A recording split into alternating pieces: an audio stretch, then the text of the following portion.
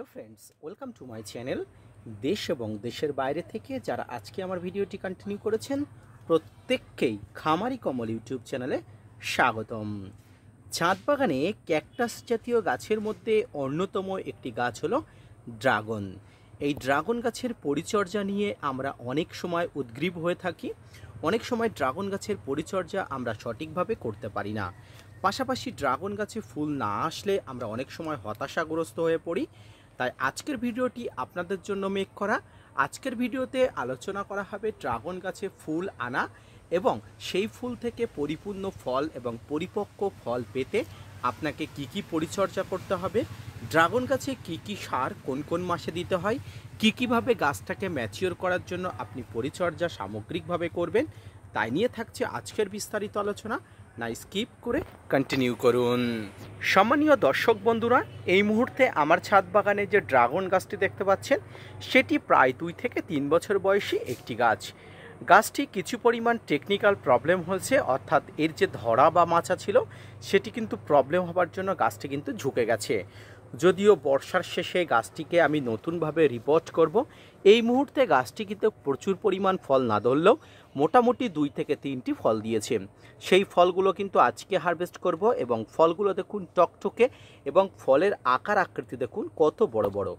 এই সময় এই ড্রাগন গাছকে কিন্তু বিশেষ পরিচর্যা করতে হয় বা স্পেশাল পরিচর্যা করতে হয়। প্রথমেই বলি, আপনি যে কোনো প্রজাতির একটি ড্রাগন গাছ নিয়ে আসবেন, তারপরে গাছটিকে সঠিকভাবে রোপণ করবেন। ড্রাগন গাছকে সবসময় মাচা বা ধরা দিয়ে উপরের দিকে না তুলে উপরের দিকে সামান্য পরিমাণ তুলে সেটাকে কিন্তু আপনারা নিচের দিকে আবার ঝুলিয়ে দিতে হয়, অর্থাৎ ঝুলন্ত ড্রাগন গাছে কিন্তু সবচেয়ে বেশি ফল আসে। তাই কিন্তু অধিকাংশ ছাদ বাগানিরা এইরকম ঝুলন্ত ডালে আপনারা ড্রাগন ফুল বা ফল আনতে আপনি দেখেছেন। তাই কিন্তু এইভাবেই কিন্তু আপনার ছাদ বাগানের গাছ কিন্তু ঝুলিয়ে দিতে হবে। পারলে কিন্তু ছাদের কার্নিস থেকেও কিন্তু আপনি ঝুলিয়ে দিতে পারেন, সেক্ষেত্রে ভালো ফলাফল পাওয়া যায়। তো যখনই আপনি গাছ রোপণ করবেন গাছটাকে সঠিক পরিমাণ খাবার দিয়ে বড় করে তুলতে হবে। কি খাবার দিতে হয়? গাছটাকে সঠিকভাবে খাবারের মধ্যে যে খাবারটি ছাদ বাগানের জন্য সবচেয়ে প্রয়োজনীয়, অর্থাৎ মিশ্র খাবার।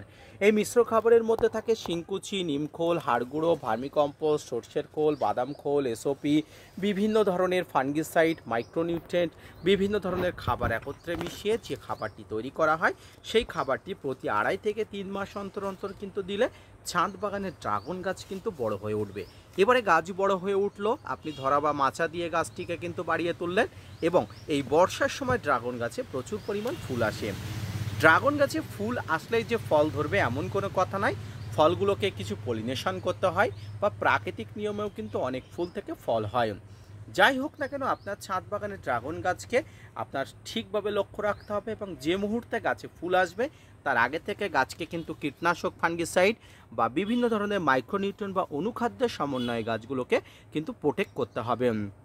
গাছগুলোতে যখন সবেমাত্র ফুল থেকে গুটি ধরে, দেখুন এই অবস্থাতে যখন গুটি ধরে তখন কিন্তু গাছে ফাঙ্গিসাইড স্প্রে করবেন এবং ফুল আসার আগে, প্রস্ফুটিত হবার আগে আপনাকে একবার ফাঙ্গিসাইড স্প্রে করতে হবে।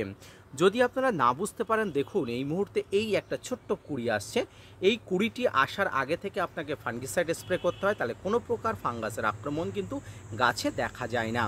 এবার আসি, যখন গাছে ফল ধরবে তখন কিন্তু গাছের হাই ডোজের বা হাই মাত্রার কিছু খাবার দিতে হয়। যে খাবারটির কথা আমি আগে বলেছি, প্রতি 2.5 থেকে 3 মাস অন্তর অন্তর ছাদ বাগানের ড্রাগন গাছে খাবার দিতে হয়।